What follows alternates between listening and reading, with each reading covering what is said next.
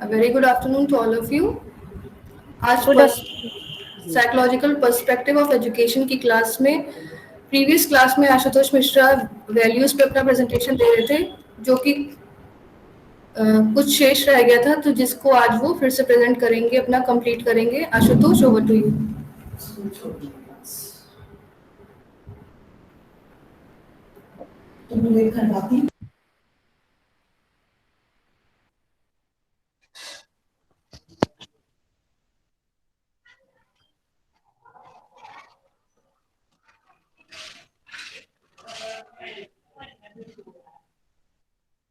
Good afternoon, class. Good afternoon sir. Thank you. आज हम लोग शिक्षा के मनोवैज्ञानिक परिप्रेक्ष्य के अंतर्गत values such that concept and implications नामक टॉपिक पर चर्चा करेंगे। लास्ट डे हमने इस टॉपिक पे काफ़ी कुछ बातें आप लोगों को बताई थी और काफ़ी कुछ बातें रह गई हैं जो आज आप लोगों के सामने हम आप सभी के सामने प्रेजेंट करेंगे। Values such that concept and implications ये हमारा टॉपिक है। एक कंटेंट है, विषय सूची, जो हमने आप लोगों को बता दिया था, जिसमें काफ़ी कुछ बातें बची हुई हैं जो हम आपके सामने चर्चा करेंगे। वैल्यू है जिसमें कोई व्यक्ति है, एक व्यक्ति का जो व्यवहार होता है उसी के व्यवहार से संबंधित बातें की जाती हैं। उसके व्यवहार के इर्द गिर्द जो बातें होती हैं वही आपका मूल्य कहा जाता है। मूल्यों के अर्थ की बात करते हैं, जिसमें मूल्य शब्द जो होता है वो लैटिन भाषा के वैलियर शब्द से लिया गया है, जिसके अर्थ होते हैं एबिलिटी यानी कि योग्यता, यूटिलिटी यानी कि उपयोगिता, एंड इम्पोर्टेंस यानी कि महत्व। इसके बाद फिर हमने आप लोगों को बताया था कि वैल्यू की डिफिनीशंस, जिसमें 3 टाइप्स में बताए थे। एक दार्शनिक विचारधारा के आधार पर, दूसरा मनोवैज्ञानिक विचारधारा के आधार पर, और तीसरा समाजशास्त्री विचारधारा के आधार पर। दार्शनिक विचारधारा में हमने आप लोगों को 3 बातें बताई थी, जिसमें व्यक्तिक परिभाषा यानी कि सब्जेक्टिव डिफिनीशंस, वस्तुनिष्ठ परिभाषा यानी कि ऑब्जेक्टिव डिफिनीशंस, और तार्किक परिभाषा यानी कि लॉजिकल डिफिनीशंस। और उसके बाद फिर हमने इन सारी परिभाषाओं का जिक्र आप लोगों के समक्ष किया था।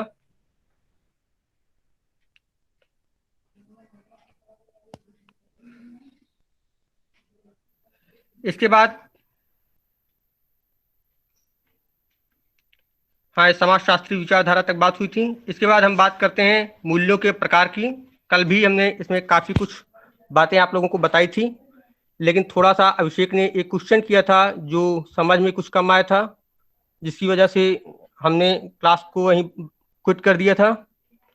ये मूल्य जो होते हैं ये 2 प्रकार के होते हैं, एक आंतरिक मूल्य यानी इंट्रिंसिक वैल्यू, और दूसरा जो होता है बाह्य मूल्य यानी कि एक्सट्रिंसिक वैल्यू। ये एक दार्शनिक विचारक, दर्शन शास्त्री जो थे लेविस महोदय, उन्होंने बताया था कि आंतरिक मूल्य वो होता है जो व्यक्ति अपनी इच्छा से स्वीकार करता है, और जो उसके मतलब जिन चीजों को वो स्वीकार करता है वो उसके हृदय के अंग होते हैं, और उसका पालन करने का जो आदेश होता है वो उसके अंदर से ही प्राप्त होता है। यानी कि व्यक्ति अपनी इच्छा से जिन चीजों को स्वीकार करता है और उसको स्वीकार करने के बाद जिन कार्यों को करता है वो उसके आंतरिक मूल्य कहलाते हैं, और उन कार्यों से जो उसको फल मिलता है यानी कि उसे आत्मसंतोष मिलता है, वही उसके आंतरिक मूल्य कहे जाते हैं। अगली बात है बाह्य मूल्य यानी कि एक्सट्रिंसिक वैल्यू की। बाह्य मूल्य वे होते हैं जो व्यक्ति बाहरी दबाव में आकर किसी चीज को स्वीकार करता है, यानी कि वो जो चीजें स्वीकार करता है वो उसकी बुद्धि को तो स्वीकार होते हैं, लेकिन उसके हृदय में यानी कि अंतर्मन में स्थान नहीं बना पाते हैं, वो बाहरी दिखावेपन के लिए करता है। फॉर एग्जाम्पल आपको बताएं, जैसे एक हमारे साथ थे, गवर्नमेंट कॉलेज का मैं स्टूडेंट था, तो वहां से वो रिटायरमेंट एक टीचर थे, तो वो बता रहे थे कि जब मैं टीचर था तो लाइफ में एक बार गया था एक जगह इंटरव्यू लेने के लिए, मतलब वो वाइबा लेने के लिए इंटरमीडिएट के छात्रों का। तो वहां पे जब वो वाइबा ले रहे थे तो एक टीचर, उनके जो विद्यालय का शिक्षक उनके जस्ट बगल बैठा हुआ था। काफी बच्चों का वाइबा लेते लेते एक स्टूडेंट आया, तो वहां के एक टीचर ने उनसे बोला कि सर इस बच्चे को फेल कर दीजिए। तो उन्होंने कहा कि वहाँ अल्फा बीटा गामा में कोडिंग होती थी। मैंने उसकी कोडिंग करके उनको दिखा दिया कि देखिए सर, मैंने इस बच्चे की सबसे अलग कोडिंग की है और आप जैसा करें मैं बिल्कुल वैसा ही करूंगा। क्योंकि वो अपने घर से काफी दूर थे, तो इस वजह से उन्होंने कहा कि हमें उनकी बातें मानना पड़ता था, क्योंकि मैं उनसे बहस नहीं कर सकता था। और उसके बाद फिर उन्होंने वहां से कोडिंग करके वो चले आए। तो रास्ते में कहन मैं सोचने लगा कि मेरी लाइफ में आज फर्स्ट टाइम ऐसा ही क्यों हुआ। और जब वो घर पे आए तो उस बच्चे से जब उन्होंने उस समय विद्यालय में जब वो थे, तो उन्होंने उसका जब वाइबा लिया तो लगभग 7-8 क्वेश्चन में 5-6 क्वेश्चन का उसने जवाब भी दिया। और घर पहुंचे तो घर पे उन्होंने जब नंबर देना स्टार्ट किया, तो यूपी बोर्ड में उस समय मार्किंग बहुत कम होती थी, तो 30 में से 27 नंबर उन्होंने उस बच्चे को दिया। बाकी विद्यालय के जितने भी बच्चे थे उनको 25 के नीचे कर दिया। तो यहाँ पर जो उस शिक्षक ने एग्जामिनर के साथ यानी कि हमारे सर के साथ जो बातें की, वो उनका जो बिहेवियर था वो आंतरिक मूल्य के अंतर्गत आता है। अब अगर यूपी बोर्ड द्वारा जो परिणाम जारी किया गया, छात्र अगर विद्यालय में अपनी मार्कशीट लेने गया होगा तो वहां पर उसने सर से नमस्ते किया होगा या प्रणाम किया होगा, तो टीचर ने उसको अपने दिल से किया होगा। तो नफरत की भावना थी कि इस बच्चे को फेल कर दिया, लेकिन वो किसी तरीके से पास हो गया। तो जो वहां पर वो शिक्षक बाहरी दबाव में यानी कि उस विद्यालय में रहते हुए उस बच्चे को आशीर्वाद दिया होगा, वो उसका जो मूल्य था वो बाह्य मूल्य के अंतर्गत आता है। अभिषेक, समझ में आ रहा था? अगर आप कोई क्वेश्चन हो, किसी बच्चे को कोई शंका हो, इस पे क्वेश्चन कर सकता है, सिर्फ इसी टॉपिक का, बाकी बातें बाद में कीजिएगा।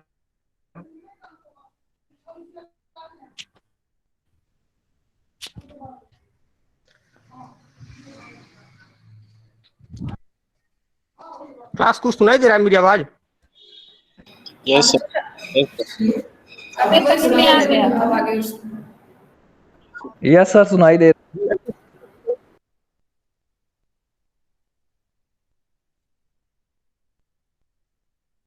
सर समझ इसे कोई में अच्छे कंफ्यूज से पे? आ गया।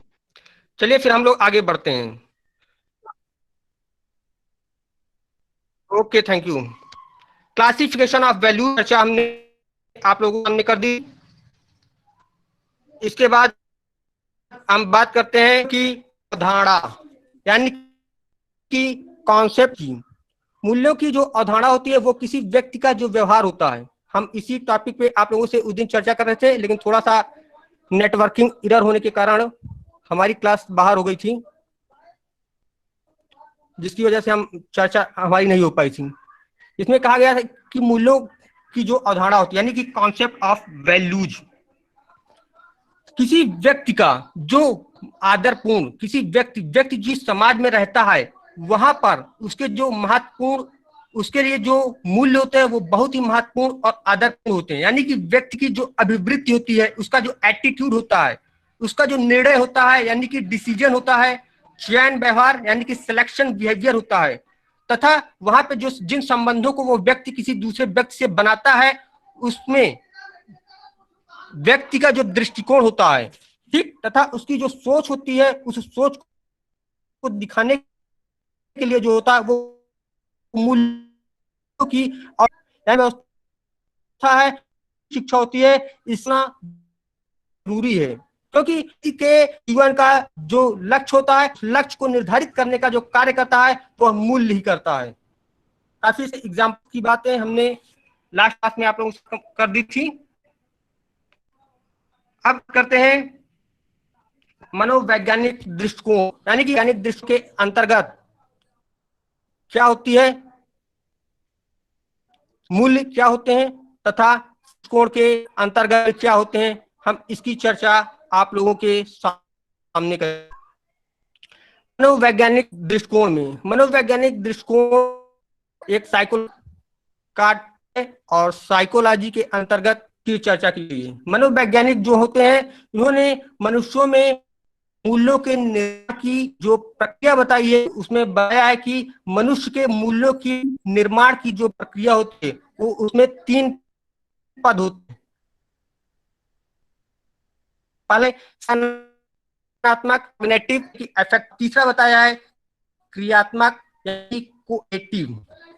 कहना है बच्चा जब सर्व समाज में है, समाज जो नियम होते हैं, वहां के जो सिद्धांत होते हैं, वहां के जो आदर्श होते हैं, उनको बिना सोचे स्वीकार करता है, यानी कि एक्सेप्ट करता जाता है। और जैसे उसमें बुद्धि का यानी विवेक का विकास होता जाता है, वो अपने औचित्य को समझने लगता है। जैसे कि कोई बचपन का बच्चा है, उसको कोई हटा दी गई लिटिल स्टार, क्या करता है, वो उड़ जाता है, समझ पाता,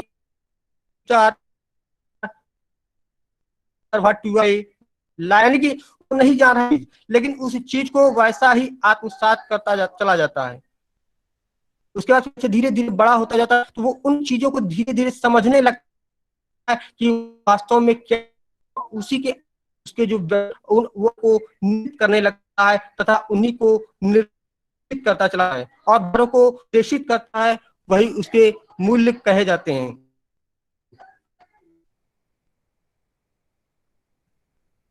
इसके बाद बात कर कोण की, थोड़ा सा पानी लेते हो। सामाजिक दृष्टिकोण के अंतर्गत मूल्य क्या होते हैं? सामाजिक दृष्टिकोण के समाज शास्त्रियों का कहना है कि मूल्य वो होता है कि बच्चा जिस समाज में रहता है वहां के तौर तरीकों को, वहां के व्यवहार को, वहां के मानदंडों को और वहां की भाषाओं को सीखता है। जैसे मान लीजिए कि जब मैं 9th क्लास में पढ़ता था तो राजकीय इंटर कॉलेज का स्टूडेंट था, तो वहां के टीचर जितने भी थे शिक्षक, वो सुरती बहुत खाते थे। तो हमारे एक सर थे श्री सैयद अली सर, तो वो जब घर पे एक दिन सुरती बना रहे थे तो उनका बेटा था, उसने कहा पापा मुझे भी थोड़ा सा सुरती दे दीजिए, मेरा भी खाने का मन है। तो उन्होंने कहा बेटा इसको नहीं खाना चाहिए, एक गंदी बात है। तो उसने कहा पापा आप खाते हो, आपके लिए गंदी बात नहीं है, मैं मांग रहा हूँ तो आप मेरे लिए कह रहे हो कि गंदी बात है। तो कहन मैं फंस गया, अब मेरे पास कोई जवाब नहीं था, लेकिन किसी भी तरीके से मैंने अपने बेटे को समझाने का प्रयास किया कि मैं इस विद्यालय में रहते रहते शिक्षकों के साथ मेरी गंदी आदतें पड़ गई हैं, जबकि मुझे भी ऐसा नहीं करना चाहिए था। तो वो बताया कि पहले मैं नहीं खाता था, लेकिन इस विद्यालय में आया तो यहाँ के शिक्षकों को देखते देखते मैं भी खाने लगा। तो ये समाज शास्त्री क्या कहते हैं कि बच्चा जो सोचता है, बच्चा जो सीखता है, वो समाज के द्वारा ही सीखता है, यानी कि जिस सोसाइटी में, जिस माहौल में उसको छोड़ दिया जाता है, वो वहीं की सारी चीजों को सीखता है और उसी के अनुसार वो अपना व्यवहार करने लगता है। अब बात करते हैं मानवीय मूल्यों की। मानवीय मूल्य यानी कि ह्यूमन वैल्यूज, इसमें 4 बातों का उल्लेख किया गया है: सत्य, शांति, अहिंसा और धर्मनिष्ठ आचरण।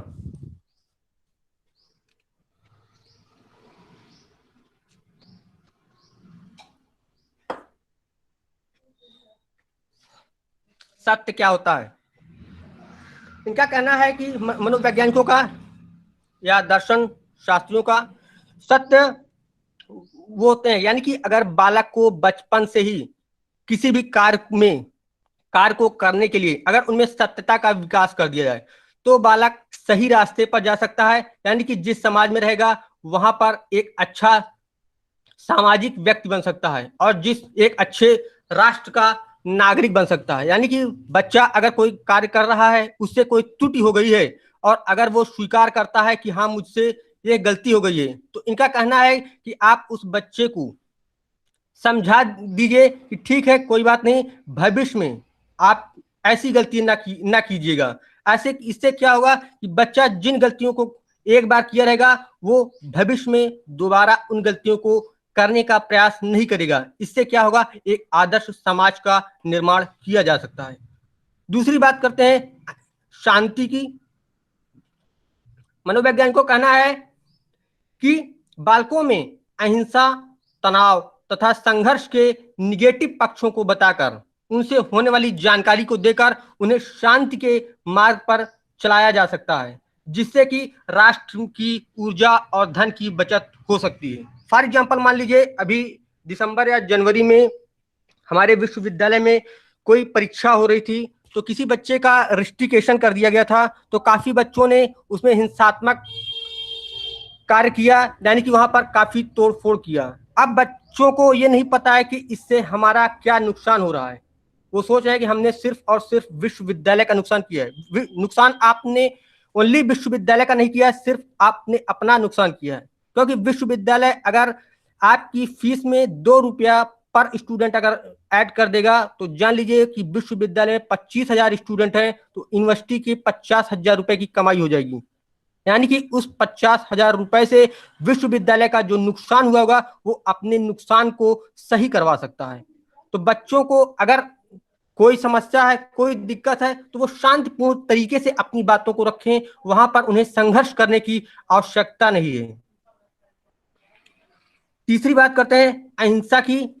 इसमें अहिंसा परमो धर्मा की बात कही गई है, यानी कि हमारी जो भारतीय संस्कृति है, हमारी जो भारतीय परंपरा है, उसको मजबूत बनाने के लिए अहिंसा परमो धर्मा के मार्ग को अपनाना चाहिए। जीवों पर दया करना, सबका सम्मान करना, लोकतांत्रिक मूल्यों में विश्वास करके ही किसी भी राष्ट्र को आगे बढ़ाया जा सकता है।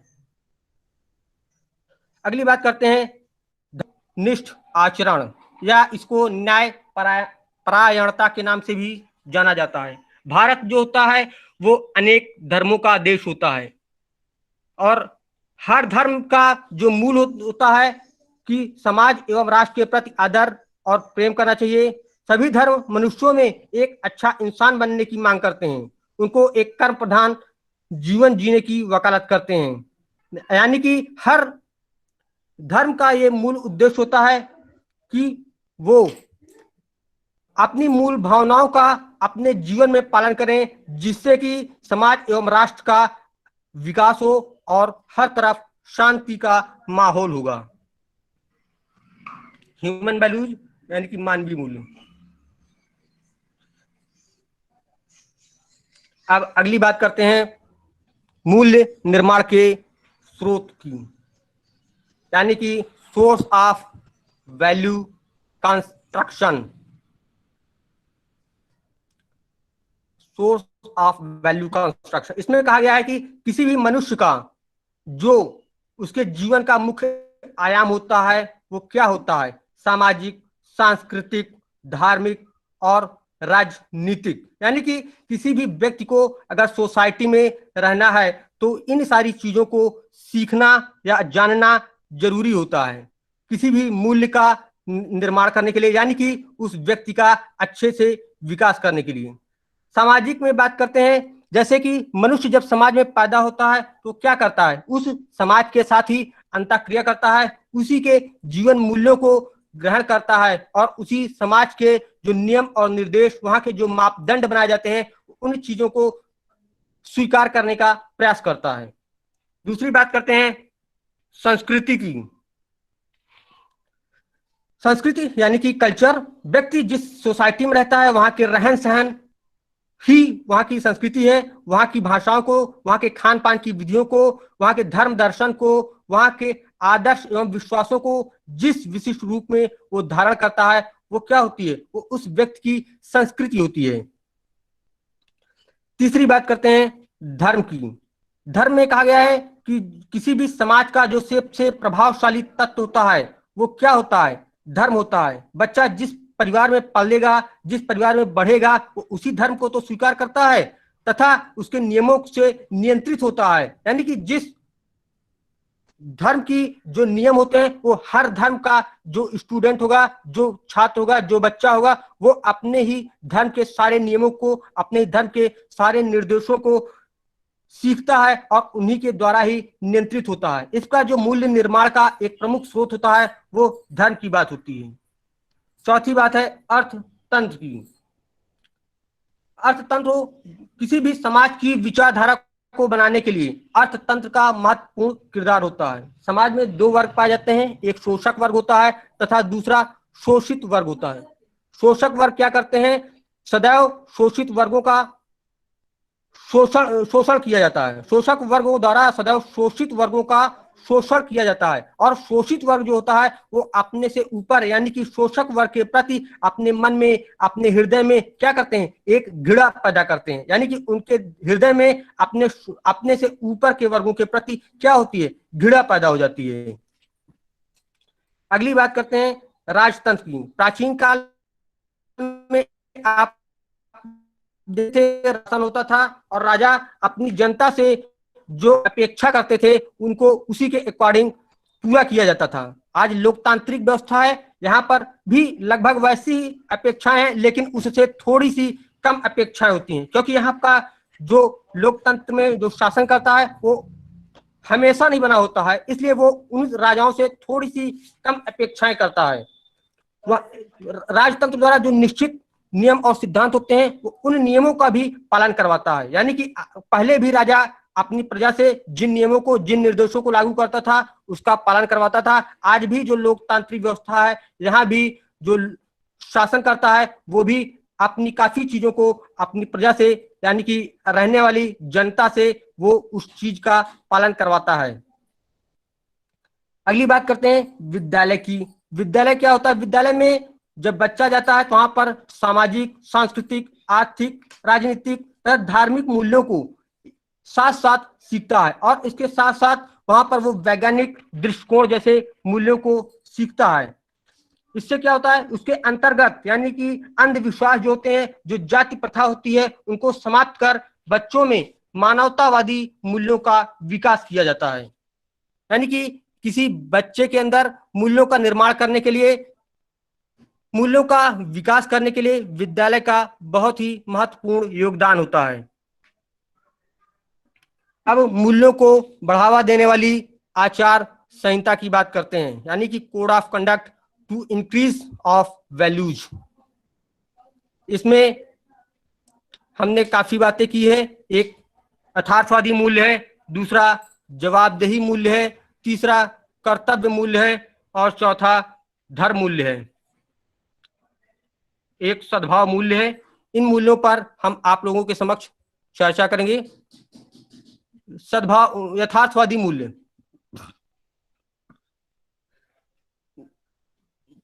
यथार्थवादी मूल्यों के अंतर्गत किसी वस्तु या घटना को उसी रूप में वर्णित किया जाता है जिस रूप में उसको देखा गया होता है या जिस रूप में वह घटित होता है। यथार्थ जो होता है वो अंग्रेजी भाषा के रियलिटी शब्द से बना होता है, और संस्कृत में इसके जो समानार्थी होते हैं वो सत्य, वास्तव, तथ्य इत्यादि शब्द होते हैं।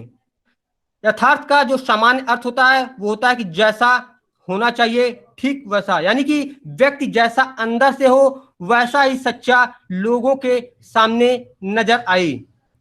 आज क्या देखा जाता है? लोगों के मन में कुछ और होता है, लेकिन दिखाने के लिए वो कुछ और करते हैं। इससे क्या होता है? लोगों के मन में एक दूसरे के प्रति घृणा पैदा होती है, एक दूसरे के प्रति अशांति की भावना पैदा हो जाती है।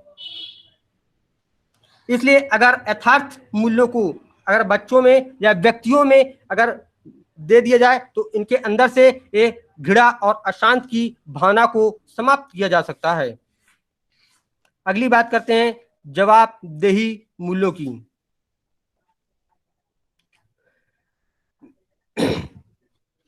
व्यक्ति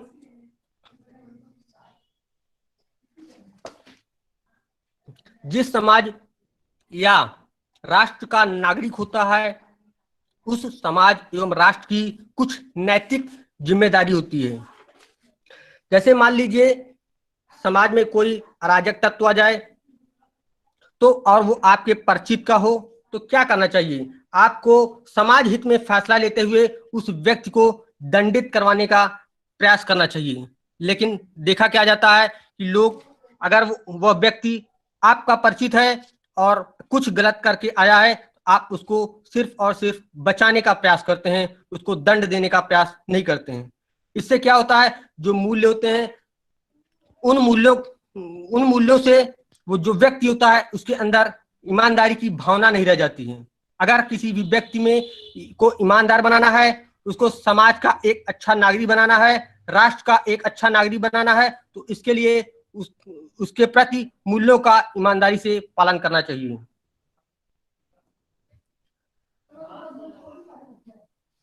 अगली बात करते हैं सद्भाव मूल्यों की। सद्भाव मूल्य क्या होते हैं? यानी कि समानता का व्यवहार करना।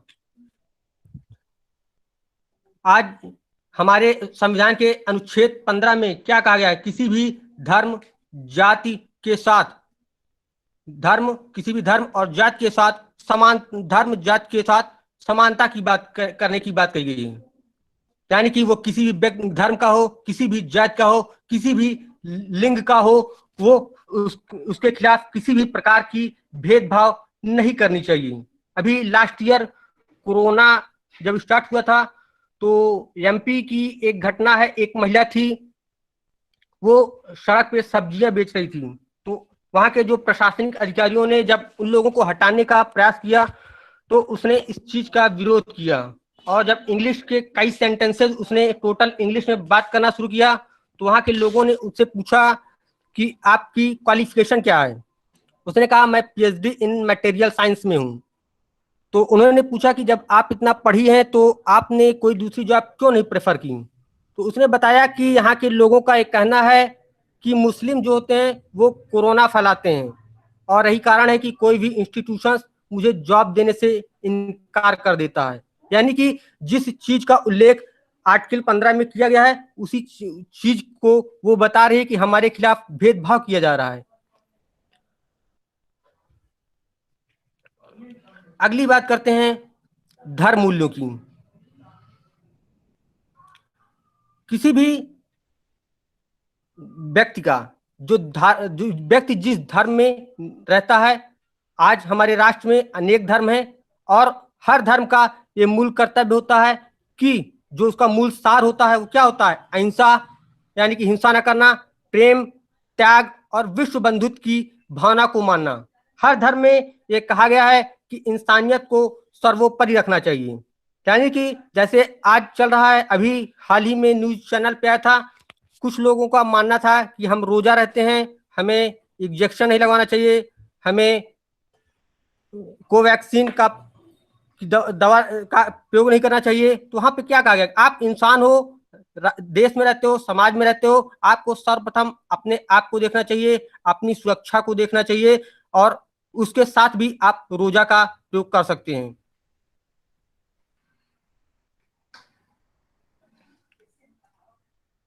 अब बात करते हैं मूल्यों की आवश्यकता, यानी कि नीड ऑफ वैल्यूज। हमारे समाज में, हमारे राष्ट्र में जहां हम रहते हैं वहां पर मूल्यों की आवश्यकता क्यों पड़ी, किस लिए हमें मूल्यों का प्रयोग करना पड़ा और इसकी क्या आवश्यकता है, क्यों हमें इसे पढ़ना पड़ा है। आज इसके बारे में हम आप लोगों से थोड़ी सी चर्चा और करते हैं। मूल्यों की आवश्यकता में पहला जो पॉइंट है, नैतिक विकास के लिए आवश्यक। व्यक्ति समाज में रहता है, मान लीजिए कि कोई वकील है, वो किसी सामान्य अपराधी का केस लड़ रहा है, तो ये जो होता है वो उस व्यक्ति की नैतिकता होती है। लेकिन जब कोई वकील किसी आतंकवादी का केस लड़ता होता है तो क्या होता है, उसके अंदर एक मूल्यों का अभाव होता है। दूसरी बात करते हैं आध्यात्मिक ज्ञान के लिए आवश्यक। भारत अन्य देशों की अपेक्षा जो होता है वो अन्य अधिक आध्यात्मिक होता है, लेकिन विदेशों में क्या होता है, वहां पर भौतिकता को ज्यादा बढ़ावा दिया जाता है। अगर यहाँ पर किसी भी बालक या व्यक्ति का हमारे देश में आध्यात्मिकरण कराया जाता है तो सबसे पहले उसे मूल्यों की शिक्षा दी जाती है, यानी कि मूल्यों की शिक्षा देने के उपरांत ही किसी भी व्यक्ति का आध्यात्मिकरण कराया जाता है। जैसे नागा जो सन्यासी होते हैं, ये जो व्यक्ति बनने के लिए जाते हैं, इनको मूल्यों की, इनके जो नियम होते हैं, जो इनके कर्मकांड होते हैं, वो सारी चीजें कराने के बाद ही उनको उस रूप में परिवर्तित किया जाता है, न कि तुरंत जाने के बाद ही इनको तुरंत उस रूप में परिवर्तित कर लिया जाए। तीसरी बात करते हैं शिक्षा के स्वरूप को मजबूत करने के लिए आवश्यक। प्राचीन काल में क्या होता था, शिक्षा व्यवस्था में मूल्यों की शिक्षा दी जाती थी और बालक जिस समाज में रहता था वहां पर समाज के साथ साथ बच्चे का भी समायोजन हो जाता था। लेकिन जैसे जैसे समय परिवर्तित होता चला गया वैसे क्या होता चला गया, मूल्यों की कमी होती चली गई। जैसे जब मैं आपको बताऊं 12th क्लास में पढ़ता था तो हमारे एक यहाँ कोचिंग चलती थी, एक टीचर थे इंग्लिश के, तो वहां पे जब मैं गया तो उन्होंने कहा बच्चे, हमारा और आपका रिश्ता केवल तभी तक है जब तक आप हमें कोचिंग की फीस देते हो, और जिस दिन आप हमारी कोचिंग की फीस देना बंद कर दोगे उस दिन आपका और हमारा रिश्ता पूरी तरीके से समाप्त हो जाएगा। यानी कि आज ना तो शिक्षक अपने शिष्य से मतलब रख रहा है और ना ही शिष्य भी अपने शिक्षक के प्रति उतना प्रेम नहीं रख रहा है। जैसे एक शॉपकीपर और एक कस्टमर का रिलेशन हो रहा है, वैसे ही वर्तमान समय में क्या हो रहा है, एक टीचर और एक स्टूडेंट का रिलेशन बन गया है। बात करते हैं राजनीतिक स्थिति में सुधार के लिए आवश्यक।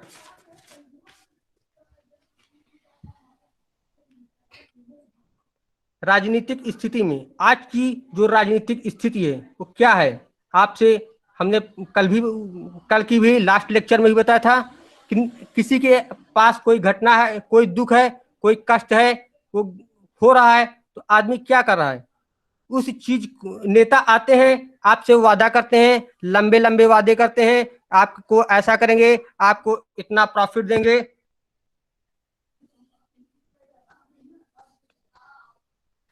लेकिन क्या करते हैं जब वह व्यक्ति अपने दुख से अपने दुख से काफी दूर कर लेता है, मतलब कि काफी समय बीत जाता है, तो उसके दुख जब कुछ कम हो जाते हैं तो अपनी सहायता के लिए, अपनी मदद के लिए उस व्यक्ति के पास जाता है, यानी कि अपने राजनेताओं के पास जाता है। तो वो क्या करते हैं, वो कहते हैं कि हमने ऐसा कुछ कहा नहीं था, यानी कि वो अपनी जो बातें हैं, जिन वादों को वो करके आते हैं, उन वादों से ही वो मुकर जाते हैं। अगली बात करते हैं सामाजिक विकास के लिए आवश्यक। बिना मूल्य के किसी भी बच्चे को एक अच्छा सामाजिक नागरिक या देश के नागरिक बनने की आशा करना व्यर्थ होता है। समाज के विकास के लिए उसमें के अंदर मूल्यों का विकास करना बहुत ही आवश्यक होता है। अगली बात है सांस्कृतिक एवं नैतिक गुणों के लिए आवश्यक। बच्चों में सांस्कृतिक और नैतिक गुणों के विकास के लिए आवश्यक मूल्यों का विकास करना चाहिए।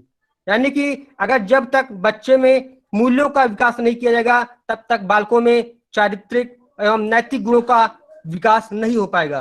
बालकों के चारित्रिक और नैतिक गुणों के विकास के लिए मूल्यों का होना बहुत ही आवश्यक है।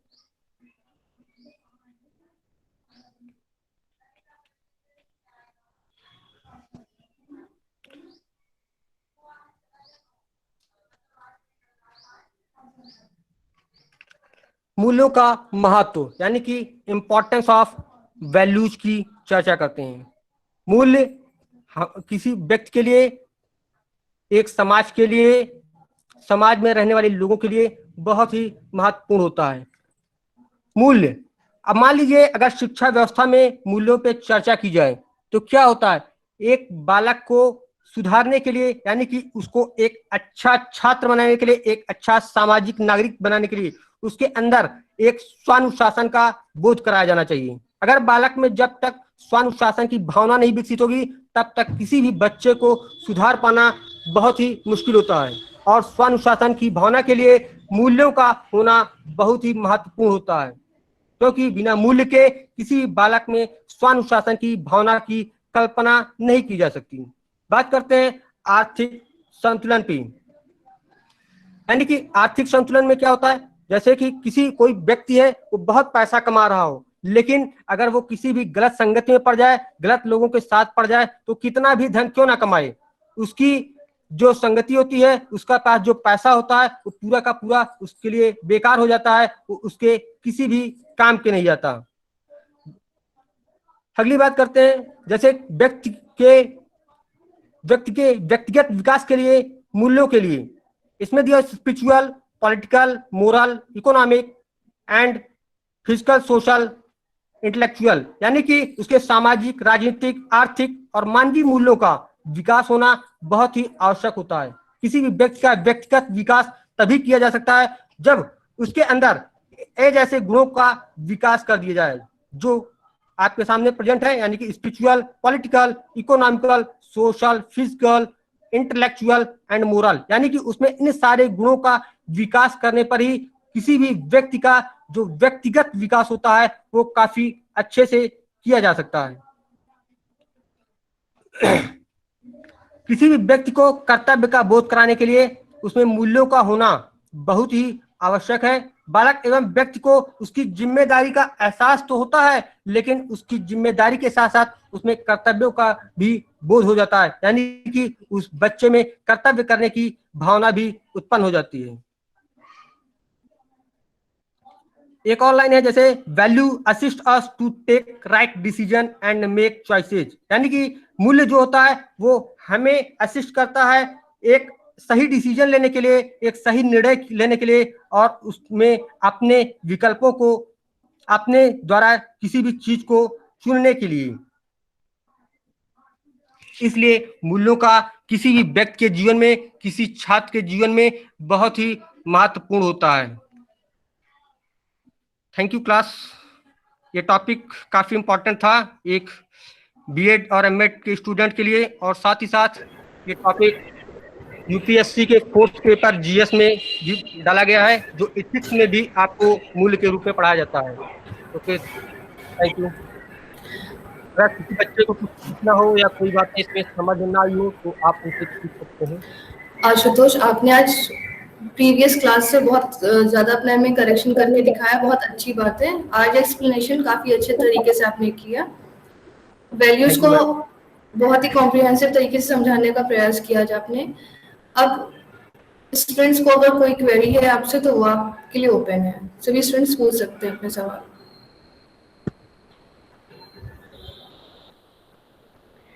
सर, मूल निर्माण के स्रोत वाली स्लाइड खोलिए।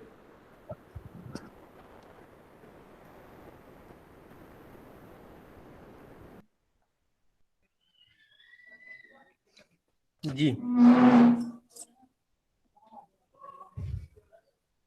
सर, इसमें आपने सांस्कृतिक शब्द को बड़ा भी लिखा है और हाईलाइट भी किया है। क्या सर ये इम्पोर्टेंट ज्यादा है क्या?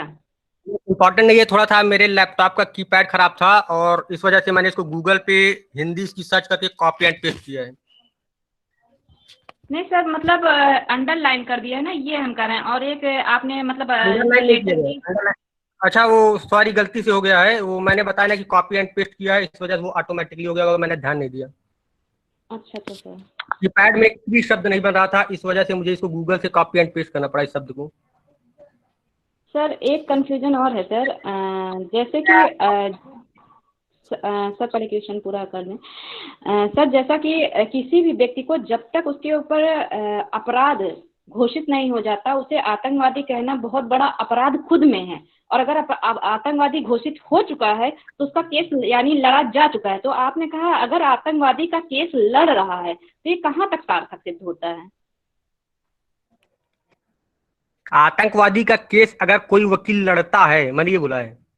हाँ सर सुनिए, ऑब्जेक्शन मेरा यहीं पे है। अगर आप शब्दों को ढूंढिए उसे आप तब तक आतंकवादी नहीं कह सकते जब तक कि उसके सारे आसार बंद हो गए हों उसकी सज्जनता को लेने के लिए। कोई सज्जन भी आतंकवादी की श्रेणी में घोषित किया जा सकता है उसके अभाव में, लेकिन वो इसीलिए जाता है सुप्रीम कोर्ट जाता है, आगे जाता है, उसे पूर्णतः तभी आतंकवादी घोषित किया जाए जब रिजल्ट अंतिम तक आए। ये कहा जाता है पूरा। मेरी बात को आप समझिएगा, आतंकवादी उसको घोषित किया जा चुका है। आपको फॉर एग्जांपल बताया गया कि अगर सपोज दैट कोई वकील किसी आतंकवादी का केस लड़ने के लिए अगर तैयार हो जाता है तब उसमें मूल्यों का अभाव माना जाता है। मैंने ये बातें कही है सर, बस मैं यही कहना चाहती हूँ, कैसे जब तक अगर वो डिसीजन नहीं हुआ है तो उसके आगे आतंकवादी शब्द लगाना अनुचित है सर। जब तक आपके आतंकवादियों में वो भी संलिप्त पाया गया या मौखिक रूप से संलिप्त है। सर आप ये किसी भी वकील से, हमारे क्लास में होंगे, किसी भी वकील से आप पूछेंगे, ये बहुत ही अनुचित शब्द है। ये उसके ऊपर मानहानि का दावा पेश कर सकता है व्यक्ति। अगर कोई भी वकील जब तक नहीं हो सकता है उसने कह दिया कि तुम आतंकवादी का केस लड़ रहे हो तो वह व्यक्ति उस वकील के ऊपर मानहानि का दावा पेश कर सकता है। हाँ, मैंने किसी भी व्यक्ति को आतंकवादी घोषित नहीं किया गया है, ना तो कानून ने घोषित किया है। ठीक, हमने एक एग्जाम्पल के रूप में बताया है कि अगर कोई वकील है वो किसी सामान्य अपराधी का केस लड़ता है तो, और एक कोई वकील है जो किसी आतंकवादी का केस यदि लड़ने जाता है, तो इन दोनों की बात मैंने की है। सर बस मैं कानूनी भाषा बता रही हूँ, जो लिखा पढ़ी है। नहीं तो मैं कानूनी भाषा बात, मैंने आपको फॉर एग्जांपल बताया, मूल्यों का अभाव और मूल्यों के होने की बात कही है। अगर आप किसी आतंकवादी का केस लड़ेंगे, सपोज कर लीजिए आप ही एडवोकेट हैं, मान लीजिए कि कोई आतंकवादी आपके देश में घोषित है और जेल में बंद है, और आप क्या करते हैं, उसको बचाने का प्रयास करने जा रहे हैं या उसके लिए आप केस लड़ने जा रहे हैं, तो क्या होगा, आपके अंदर मूल्यों की कमी है, तभी तो आप लड़ने जा रही हैं। अगर आपके अंदर एक मिनट, बहुत काफी बच्चों ने अपना हैंड रेज किया है।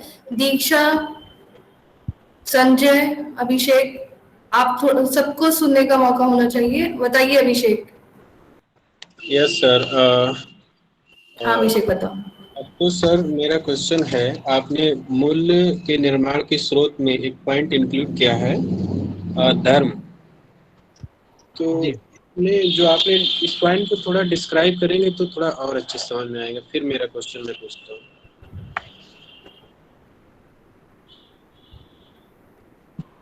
Okay sir. मूल्य निर्माण के स्रोत में धर्म की बात कही है। जी सर। इंद्रेश, आपको भी मौका दिया जाएगा अभी बोलने का। अभी फिलहाल जो अभिषेक की क्वेरी है, जिस समाज में आप रहते हैं वहाँ का जो सबसे और फलित तत्व होता है वो आपका धर्म होता है। पाया क्या जाता है, बच्चा होता है जिस परिवार में पलता है, जिस परिवार में पढ़ता है, उस परिवार के धर्म को स्वीकार करता है तथा उसके नियमों से वो क्या होता है, नियंत्रित होता है। इस प्रकार मूल्य निर्माण का जो सबसे प्रमुख स्रोत होता है वो धर्म होता है। अभिषेक अब अपना प्रश्न पूछिए। सर मेरा क्वेश्चन ये है, आप बता रहे हैं कि जिस समाज में जो व्यक्ति रहता है या फिर जिस धर्म में व्यक्ति ने या जिस जात में या जन्म लिया है, वही उससे वो मूल्य का निर्माण होता है। जैसे एक एग्जांपल देना चाहेंगे, जो बाबा साहब अम्बेडकर थे, वो हिंदू धर्म में उनका बेसिक जन्म हुआ था, लेकिन ऐसी क्या स्थितियां रही, उन्होंने अपना बौद्ध धर्म अपना लिया। तो आप कह रहे हैं कि धर्म के अनुसार व्यक्ति के मूल्यों का निर्माण होता है। नहीं, मैंने ये कहा कि जब बचपन में बालक पलेगा बढ़ेगा तो वर्तमान समय में तो वही सीखेगा, लेकिन बड़ा होने के बाद वो अपने धर्म को छोड़ दे रहा है या किसी दूसरे धर्म के रूप में परिवर्तित हो रहा है, वो तो उसका एक्सेप्शनल केस है ना, लेकिन मैक्सिमम तो ऐसा ही होता है। तो मूल्यों का जो निर्माण होता है इसमें परिवर्तन भी हो सकता है। अभिषेक, इसको आप इस तरह से समझ सकते हो। एक मिनट आशुतोष। अभिषेक, जैसे धर्म देखो, बेसिकली जितने भी धर्म है उनमें सब में ये हम इंसानों ने थोड़ा सा डिवीजन अलग अलग तरीके से किया हुआ है, लेकिन सभी धर्म एक ही बात करते हैं कि सब भाईचारे की भावना का विकास होना चाहिए, दूसरों को हमें हमेशा रिस्पेक्ट देखनी चाहिए, ठीक है, हमें बड़ों का आदर करना चाहिए, हमें कुछ करिए। तो हर धर्म को अगर सभी धर्म ग्रंथ को पढ़ोगे, कभी मौका मिले तो पढ़ना, तो सभी में कॉमन बातें कही गई हैं, ठीक है। इंटरप्रिटेशंस अलग अलग होते हैं, उसके हिसाब से लोगों में कह सकते हैं मिसकंसेप्शंस जन्म लेते हैं, ठीक है। अब देखो, जैसे अभी आप अम्बेडकर जी का बता रहे हो, ठीक, तो उन्होंने अपने, जैसे हम लोग, आप अगर ये देखो, अभी आप उन्हें हिस्टोरिकल पर्सपेक्टिव ऑफ एजुकेशन पढ़ के आए होंगे बीएड में, तो क्या हुआ, ऐसा नहीं था कि ऐसा नहीं था कि जो वैदिक प्रणाली है वो अच्छी नहीं थी, लेकिन क्या किया था, उसमें से थोड़े समय बाद, स्टार्टिंग में इतना अच्छा गुरु और शिष्य में संबंध था, सब कुछ अच्छा था, लेकिन फिर धीरे धीरे क्या हुआ, जो रिचुअल्स थे जो कि लोगों को कैपेसिटीज को बढ़ाने के लिए किए गए थे, उसका लोगों ने क्या किया, उसको कर्मकांड में चेंज कर दिया, उसको ढकोसले में चेंज कर दिया, उसको लोगों को बहकावे में यूज करने लगे। तो फिर क्या हो गया, उसमें कुछ कुरीतियां आ गई। कोई भी धर्म खराब नहीं होता है, बस क्या करते हैं लोग, उसके जो धर्म ग्रंथ में बोला गया जो कर्मकांड, उसमें अपना इनकलकेट कर देते हैं, कोई एक्स्ट्रा कर देते हैं, फिर वो क्या करती है, उस चीज को खराब कर देती है। तो फिर जैसे आप बता रहे हो अम्बेडकर जी का, तो उन्हें हो सकता है कि उनकी जो, जैसे होता है क्रिटिकल थिंकिंग, उन्होंने अपने, जब वो बड़े हुए तो उनमें क्या हुआ, सही और गलत को समझने की शक्ति का विकास हुआ, ठीक है। उन्हें हिंदू धर्म में हो सकता है अपीलिंग ना लगे वो चीज, क्योंकि कर्मकांड की वजह से। ऐसा नहीं कोई धर्म खराब है या बुरा है, ठीक है, सभी धर्म में हमेशा अच्छाई ही बताई गई है, बस हम इंटरप्रिटेशन कैसे करते हैं इस पर बेस होता है।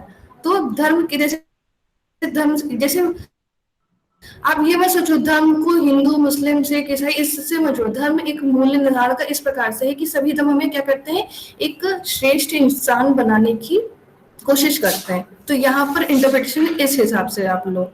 अभिषेक मुझे लग रहा है अब आपकी थोड़ी सी शांत हो गई होगी। यस मैम, लेकिन मैं अभिषेक। यस मैम, यस आवाज आ रही? हेलो, यस मैम, बोलिए, आवाज आ रही है, आवाज आ रही है, बोलिए आप। तो जैसे जैसे व्यक्ति के बोध का विकास हो जाता है तो उस व्यक्ति का मूल्य भी हो सकता है, ये कहना चाह रहे हैं आप? आशुतोष वैल्यूज, अच्छा वैल्यूज लाइफ क्या है, लाइफ जो है आपकी वो चेंजेस जैसे जैसे बढ़ता जाता है कांस्टेंट नहीं है, मूल्यों का विकास कांस्टेंट चेंज ही, हाँ चेंज ही कांस्टेंट है। तो वो उसमें चेंजेस हो सकते हैं। जैसे अभी कभी कभी होता है ना कि बचपन में शिक्षा दीक्षा बहुत अच्छी दी गई है, ठीक है, मूल्य का विकास उस बच्चे में बहुत अच्छे तरीके से किया गया है, लेकिन बाई चांस कभी एटमॉस्फेयर की वजह से, उसकी एनवायरनमेंट की वजह से हो सकता है वो गलत दिशा में चला जाए, तो वहां पर उसकी जो प्रेफरेंसेस होते हैं वो चेंज हो जाते हैं। तो उस केस में हम कह सकते हैं चेंजेस भी अलाउड है। ओके ओके, इंद्रेश ओके, तो आज टाइम ऑलमोस्ट कंप्लीट होने वाला है, तो मैं आशा करती हूँ कि आशुतोष के प्रेजेंटेशन से आप सभी लोग को काफी अच्छा ज्ञान मिला हो। कभी नेक्स्ट क्लास में डिस्कशन करेंगे, और तब तक के लिए आज की क्लास हम लोग यहीं पे समाप्त करते हैं। फिर एक नए प्रेजेंटेशन के साथ हम लोग फिर मिलेंगे। Thank you class. Thank you ma'am.